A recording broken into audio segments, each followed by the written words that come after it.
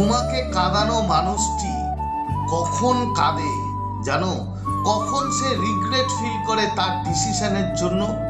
যখন সেই মানুষটা তোমার চোখে, তোমার মুখে হাসি দেখে। তার কারণ সেই মানুষটা ভেবেছিল যে তুমি জীবনে আর কিছুই করতে পারবে না, তোমার জীবন পুরোই শেষ হয়ে যাবে সেই মানুষটাকে ছাড়া।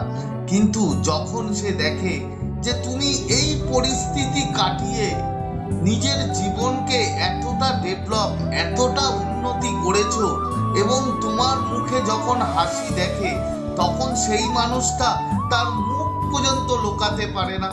সে এতটাই রিগ্রেট করে, সে এতটাই কষ্ট পায়, সে এতটাই কাঁদে তোমার ওই উন্নতি দেখে, তোমার মুখের ওই হাসি দেখে।